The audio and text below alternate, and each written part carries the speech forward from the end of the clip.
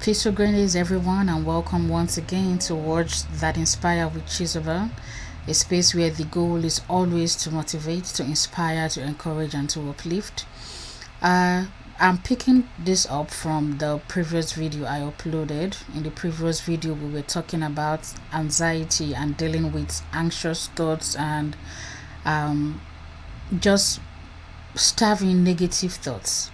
And one of the things I mentioned that has always helped me is listening to ministrations, praise and worship songs, because remember, not every song we come across is a ministration. That will be a topic we'll address on another day in another video. But this particular gospel artist, his music has always been an inspiration to me. At different points in time, just listening to his ministrations has seen me through quite a number of times. And this particular one I'm about to play here is one that reminds me, it has always served as a reminder to me that no matter what tough times I'm going through, that God is in control of all the times. God is in control of every event. God is in control of every situation, and at the right time he will always show up, no matter what. And so the song is You Are God by Nathaniel Bassey featuring Chigozie Achugo. As always, I'm going to have the link to the video in the description box below, so feel free to visit the original link. And I hope the song inspires you as it has always inspired me. So let's take it back. Here we go.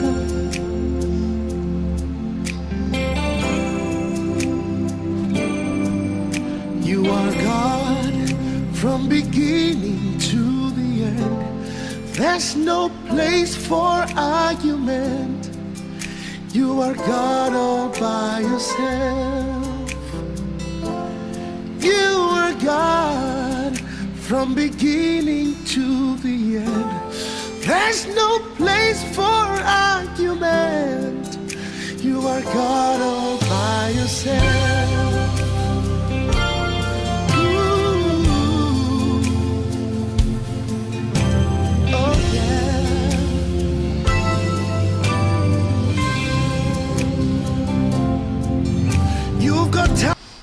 Okay, so that little section we just listened to, you are God from beginning to the end. There is no place for arguments. You are God all by yourself.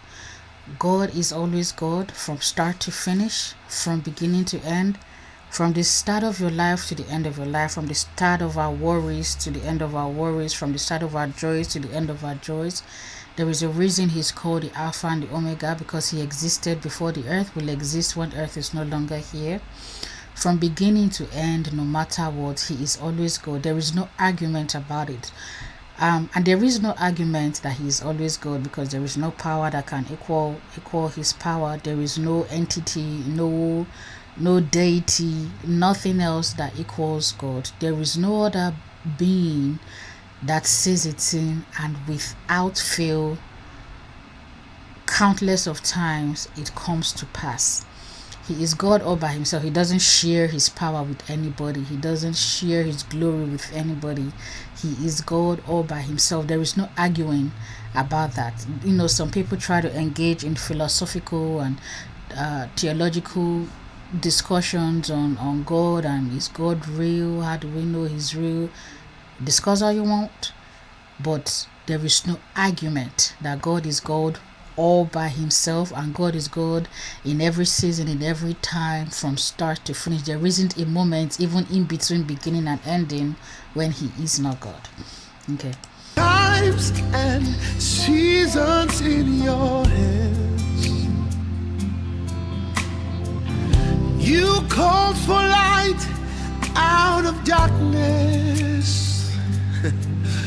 You don't need a man to be the God you are, but you have chosen to call me your own. Oh. That section is amazing. That is the part I always need a reminder of, and I think we should always be reminded of, that he is the God that has times and seasons in his hands. He controls the seasons. In every season, what should and should not happen, what should take place and should not take place, he controls it. Even when we are looking at just nature, in the springtime the flowers bloom, and in the fall the leaves turn and start to wither, and in the winter everything is dry until the spring. Science tells us this is what happens in this season, but why it happens in those seasons only God knows, because he set it up that way. He controls it like that. Should God decide, you know what, flowers should bloom in the winter and the trees should dry up in the spring, it will happen that way because he's got times and seasons in his hands. He doesn't need any human being to be good. No human being can equal his wisdom, his beauty, his power, his intellect, his magnificence, his glory. Which it would be weird if any human being did, seeing as how God created humans. But he doesn't need a human being to be God. He doesn't need. There are some of us, and I acknowledge I'm wading into dangerous territory here, but there are some of us who have come across. Okay, let me rephrase that. I have come across pastors and prophets who try to be God, who try to replace God, who proclaim and pronounce and so on and so forth in place of God, and make proclamations that God has not sent them to proclaim. God does not need a human being to be God. Which is why we should also be careful that in our service and in our relationship with God, that we have a relationship with God, not with human beings, not with charismatic leaders, but with God himself, because he doesn't need or even want a human being to be God with him. There is no one that can be. So he is God all by himself. He has times and seasons in his hands. After all, he's the God who is so powerful. He called forth light out of darkness when he said, let there be light on the earth. If you go to Genesis chapter 1, you will see that there is nobody there is nobody I know that has that ability, that has that power to see absolute darkness, go outside and say, hey, let there be light, and the sun starts shining in the middle of the night, or the moon comes up when it's not supposed to come up. There is nobody else that can do that. By just proclaiming, things happen and things begin to move. Only God does that. Oh, you are From beginning to the end. there's no place for argument. Oh, you are God all by yourself. You are God from beginning to the end. There's no place for argument. You are God all by yourself. You've got times and seasons in your hands.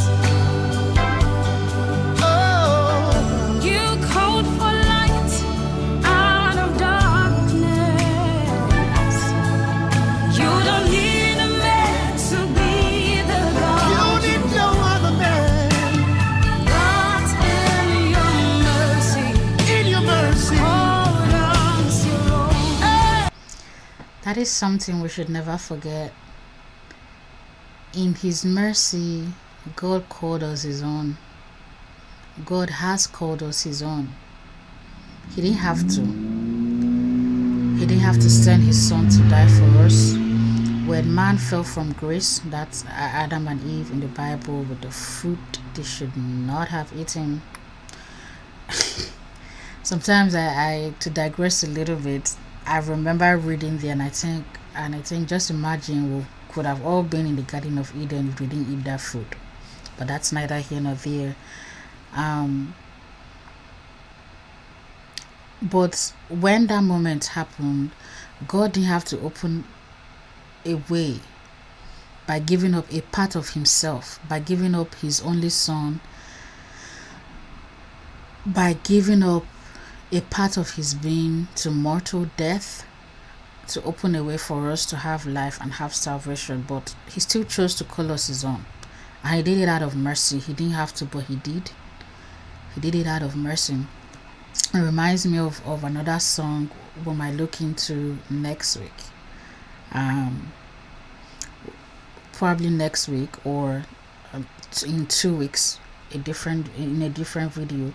But just we should always remember that God called us his own, his children, his friends, what he watches over and guards so carefully, the people he watches over so carefully and so closely. He did that out of mercy, not because we have anything to offer him that can equal that. It's not as if we'll tell God, oh, call us your own, protect us, bless us, and I'll give you XYZ. He owns us and he owns everything. So there is nothing we can give him to earn or merit his mercy or his kindness or his goodness, but out of his immeasurable mercy, out of his unending grace, he called us to be his own. You are the God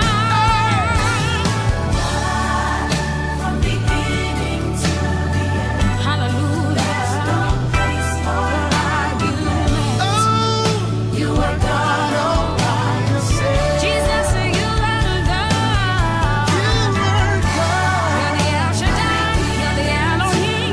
You're the Alpha and Omega. There's no place for argument. You are God all by yourself. You are God from beginning to the end.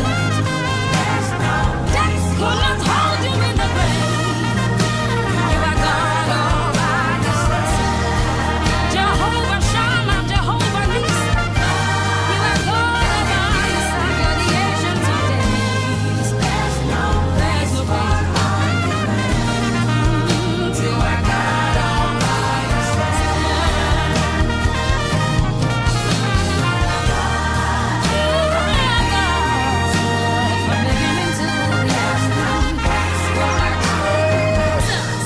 There is nobody like you. You are God.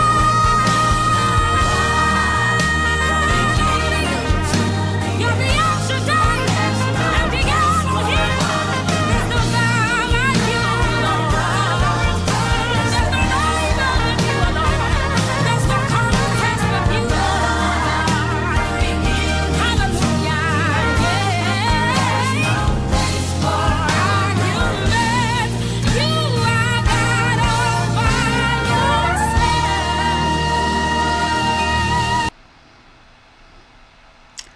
Wonderful. Well, it is a wonderful song. It is a song that always inspires me, that always reminds me that God is God all by himself. He doesn't need a situation, a circumstance, a human being, a power, an institution, a nobody, and whoever to be God, to move in my life. He doesn't need anybody to have mercy on me. By his grace, I am his own. By his mercy, I am his own. I am his beloved. I am his daughter. He will always watch out for me. He will always come through for me. And we should always remember that no matter what you are going through, God has time and seasons in his hands. He is in control of everything. No enemy, no situation, no circumstance is greater than God's control over times and seasons. We should always remember that. As always, I am wherever you are and whatever you're doing, I wish you the absolute best. Remain blessed.